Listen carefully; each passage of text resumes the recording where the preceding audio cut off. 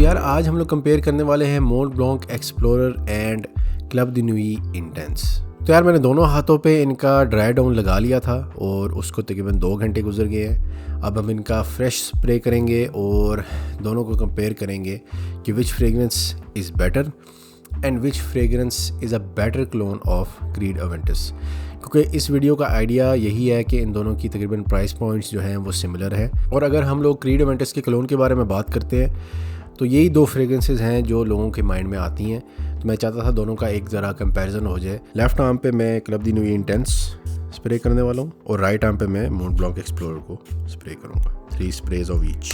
तो मेरे लिए अब ये काफ़ी इंटरेस्टिंग होगा क्योंकि मैंने लास्ट 6 मंथ्स में या 5 मंथ्स में कोई परफ्यूम एज सच स्मेल नहीं किया, इन डेप्थ उसको स्किन पे अप्लाई करके नहीं देखा और मैंने सिर्फ स्टडी की है इस फील्ड के ऊपर। तो मेरे लिए काफ़ी इंटरेस्टिंग रिव्यू होगा या कंपैरिजन आप कह लें होगा। मैंने एक चीज़ जो अभी मैं नोट कर सकता हूँ, इवन दो अभी ये फ्रेगरेंस लगी है और मैंने इसके ड्राई डाउन भी लगाए हैं, लेकिन ना मैं काफ़ी चीज़ों को ना मतलब कि सेपरेटली स्मेल कर सकता हूँ।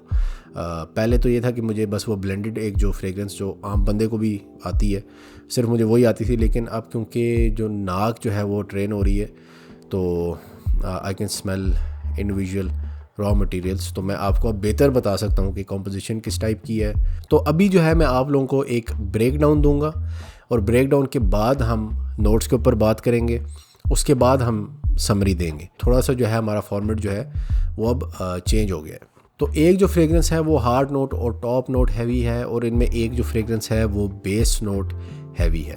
जो मोंट ब्लॉन्क एक्सप्लोरर है उसके अंदर एसीटेट्स का यूज़ बहुत ज़्यादा है। अगर एसीटेट्स के बारे में आप लोगों को नहीं पता तो मैं आप लोगों को ये बता सकता हूँ कि ये एक लिफ्ट देने के लिए, स्पार्कल देने के लिए परफ्यूमरी में यूज़ किया जाता है। ये फ्रूटी भी होते हैं एसीटेट्स और स्पाइसी भी होते हैं, सिट्रसी भी होते हैं और आप कह लें एक किस्म की ना मस्टी और वियर्ड किस्म की इसकी स्मेल होती है। लेकिन ये कॉम्पोजिशंस में जब यूज़ होता है तो इट गिव्स लाइवलीनेस और स्पेस बनाता है ये मॉलिक्यूल्स के लिए। इसके अलावा ऑन द अदर हैंड अगर आप क्लब द नुई इंटेंस को देखें तो ये जो है ये बेस नोट हैवी फ्रेगरेंस है।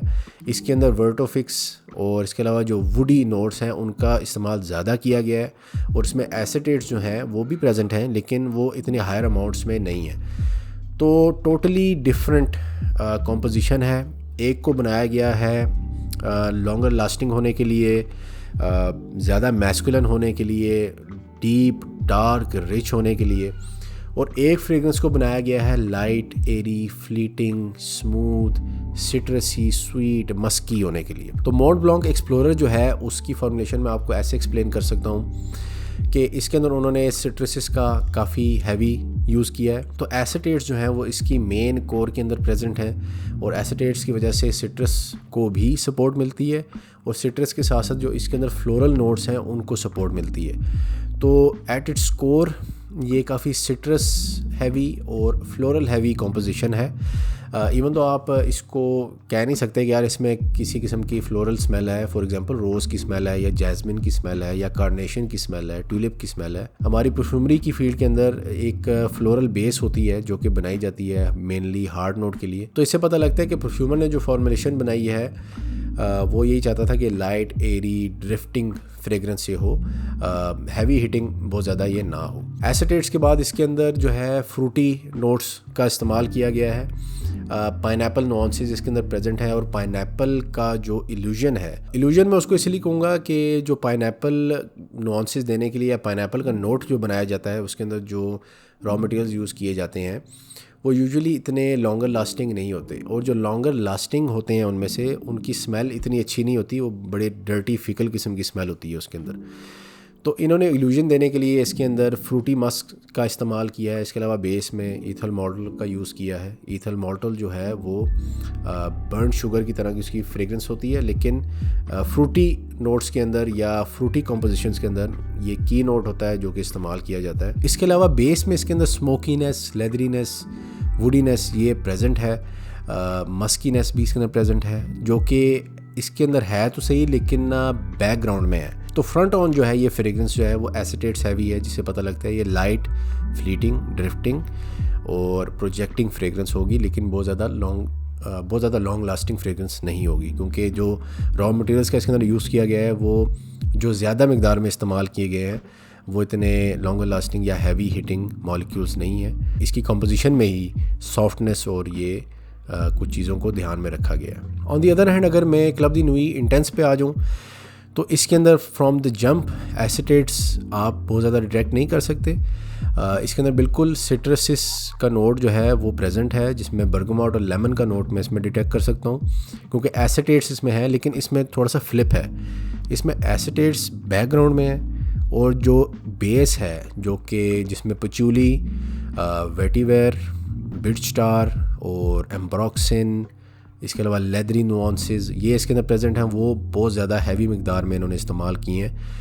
तो इसमें वर्टोफिक्स, आइसोई सुपर, सीडर वुड, इस टाइप के जो वुडी नोट्स हैं वो इसमें काफ़ी ज़्यादा प्रेजेंट हैं।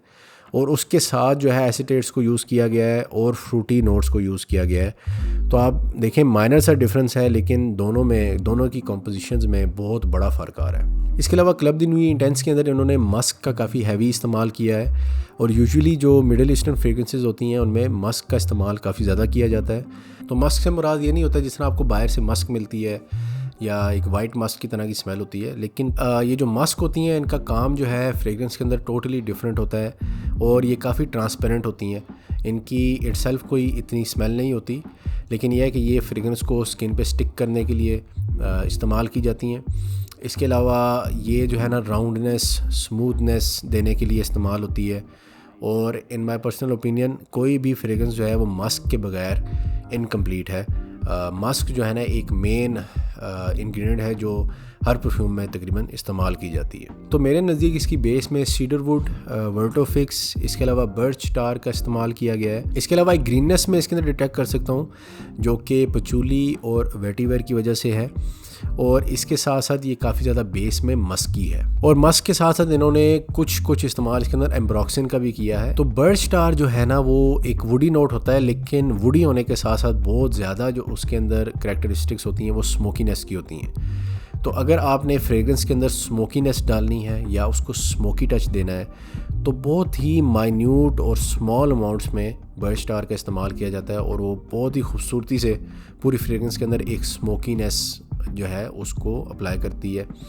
और क्योंकि इसके अंदर सीडर वुड और वर्टोफिक्स इस टाइप की वुडी नोट्स को इस्तेमाल किया गया है, ग्रीन नोट्स जो कि काफ़ी अर्थी और स्ट्रॉन्ग होते हैं, उसके साथ इन्होंने बर्च स्टार का इस्तेमाल किया है, और वो जो स्मोकीनेस है उसने बहुत खूबसूरती से इस पूरी फ्रेगरेंस को आपस में ब्लेंड किया है। और वही स्मोकीनेस जो है वो टॉप में जो एसिटेट्स हैं और इसके अलावा जो सिट्रसिस के नोट्स हैं उसके साथ कंबाइन हो रहा है।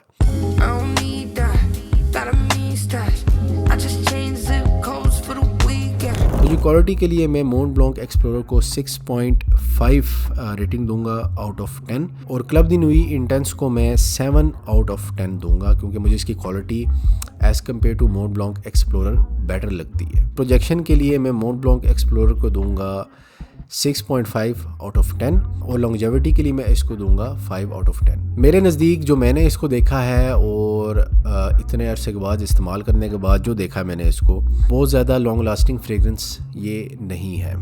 प्रेजेंट रहती है, प्रोजेक्शन हैवी फ्रेगरेंस ये है, बहुत जल्दी स्किन से डिसिपेट हो जाती है, और इसकी जो बेसिस हैं वो रह जाती हैं, और बेसिस इसमें बहुत ज़्यादा मकदार में नहीं है तो आप इसको डिटेक्ट नहीं कर सकते। तकरीबन मैंने तो जो देखा है कि 3 आवर्स के बाद ये स्किन पे आप इसको डिटेक्ट कर सकते हैं, लेकिन बहुत ही स्किन के करीब और स्किन सेंट ये रह जाती है मेरी स्किन पे। और मेरी स्किन जो है ना काफ़ी ड्राई है as compare to other people, और लोगों की भी होती है, लेकिन मेरी स्किन जो है ना काफ़ी ज़्यादा ड्राई है। तो मेरे पे ये तकरीबन 3 घंटे से 4 घंटे ये मैक्स रहती है, उसके बाद ये स्किन सेंट बन जाती है। तो 6 आवर मैक्स इसकी लॉन्जेविटी है, और 6 आवर के बाद तो मैं स्किन सेंट भी इसकी डिटेक्ट नहीं कर सकता।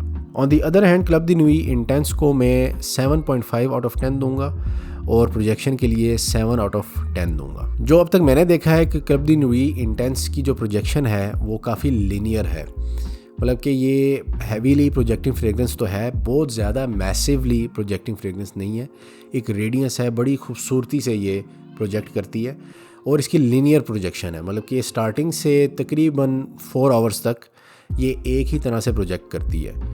जबकि अगर आप मोंट ब्लैंक एक्सप्लोरर को देखें तो ये स्टार्टिंग में बहुत हैविली प्रोजेक्ट करती है क्योंकि एरी ड्रिफ्टी और काफ़ी लाइट फॉर्मुलेशन है इसकी, उस वजह से ये पहले तो बहुत ज़्यादा प्रोजेक्ट करती है, फिर आहिस्ता आहिस्ता इसकी प्रोजेक्शन डाई डाउन होना शुरू हो जाती है। लेकिन ये हैवी प्रोजेक्ट करती है, बहुत ज़्यादा नहीं, हैवी करती है, लेकिन फिर रहती भी है। तकरीबन 4 घंटे इसकी हैवी प्रोजेक्शन रहती भी है। तो प्रोजेक्शन के लिए भी स्कोर ज़्यादा दूंगा और लॉन्जेविटी के लिए भी दूंगा, क्योंकि ये मेरी स्किन पे 6+ आवर्स तो रहती है और उसके बाद ये स्किन सेंट बनना शुरू होती है। इसके बाद वर्सेटिलिटी आ जाती है और दोनों ही बहुत ही वर्सेटाइल फ्रेगरेंस हैं। दोनों के जो DNA हैं काफ़ी सिमिलर हैं, तो मैं ये कहूँगा कि इस्तेमाल भी काफ़ी ज़्यादा सिमिलर होगा। ये आपकी सिग्नेचर फ्रेगरेंस भी हो सकती है और ऑफिस वेयर के लिए भी हो सकती है, इवेंट्स के लिए भी हो सकती है। टोटली वर्सेटाइल फ्रेगरेंस, किसी भी सीज़न में आप इस्तेमाल कर सकते हैं। समर, विंटर, स्प्रिंग, फॉल, हर सीज़न में ये दोनों फ्रेगरेंसेस चलेंगी। तो वर्सेटिलिटी के लिए दोनों को 1-1 पॉइंट जाता है। तो मेरे नज़दीक मोंट ब्लॉन्क एक्सप्लोरर जो है 55% मैन की तरफ लीन करती है और 45% फीमेल की तरफ लीन करती है। On the other hand Club de Nuit Intense जो है अपनी फॉर्मुलेशन की वजह से 75% मैन की तरफ लीन करती है और 25% फीमेल की तरफ लीन करती है। तो मैं ये कहूँगा कि जो मोंट ब्लॉन्क एक्सप्लोरर है वो बाय फॉर्मुलेशन एक यूनिसेक्स फ्रेगरेंस है और क्लब दी न्यूई इंटेंस जो है बाय फॉर्मुलेशन एक मैस्कुलिन फ्रेगरेंस है। और अब आ जाता है अल्टीमेट क्वेश्चन कि इन दोनों में से अवेंटस का बेटर क्लोन कौन सा है। तो मेरे नज़दीक अवेंटस का इन दोनों में से बेटर क्लोन है क्लब दी न्यूई इंटेंस। इसकी फॉर्मुलेशन जो है वो काफ़ी मिलती जुलती है अवेंटस से और नोट्स काफ़ी मिलते जुलते हैं अवेंटस से। ये सुन के पता लगता है कि उन्होंने अवेंटस को कॉपी करने की कोशिश की है। ऑन दी अदर हैंड जो मोंट ब्लॉन्क एक्सप्लोरर है उसके परफ्यूमर ने DNA से इंस्पायर होके उसमें कुछ चेंजेस किए हैं और उसको एक फ्लोरल और फ्रूटी सॉफ्ट डेलिकेट टच दी है। तो ये मैं कहूँगा कि ये ज़्यादा लीन करता है मंसेरा सेडेड बोजे की तरफ, क्योंकि ये ज़्यादा फ्रूटी है, स्वीटर है क्लब दी न्यूई इंटेंस से, जो कि मंसेरा सेडेड बोजे और क्रीड अवेंटस में भी डिफरेंस है। तो दोनों जो है ना डिफरेंट डायरेक्शंस में जाती हैं, दोनों डिफरेंट फॉर्मुलेशंस हैं। ठीक है जी, ये थी आज की वीडियो। अगर आप लोगों को पसंद आई है please like the video, share the video, subscribe to the channel और मुझे कमेंट सेक्शन में ज़रूर बताना कि ये नया फॉर्मेट आपको कैसा लगा। किसी भी किस्म का क्वेश्चन अगर आपका है तो मैं मेरे अपनी नॉलेज के हिसाब से मैं आंसर करने की ज़रूर कोशिश करूँगा। मेरे लिए तो ये काफ़ी माइंड ब्लोइंग एक्सपीरियंस था, टोटली डिफरेंट एक्सपीरियंस था। और अब मैं सोचता हूँ कि मैंने जितने भी रिव्यू दिए हैं चैनल पे उनको एक दफ़ा उड़ा के तो स्क्रैच से ना सारी नई बनाई जाएं, क्योंकि मेरे लिए जो है ना अब वो काफ़ी एक्साइटिंग है नई नई चीज़ों को स्मेल करना या नई फॉर्मेशंस को स्मेल करना या रीस्मेल करना स्किन पे और देखना कि यार क्या डिफरेंस आया है। I am super stoked for the future of this channel और इंशाल्लाह हम यहाँ से आगे प्रोग्रेस करते जाएंगे। अभी के लिए मुझे इजाज़त दें, नेक्स्ट वीडियो में आप लोगों से मुलाकात होगी। अल्लाह हाफिज़।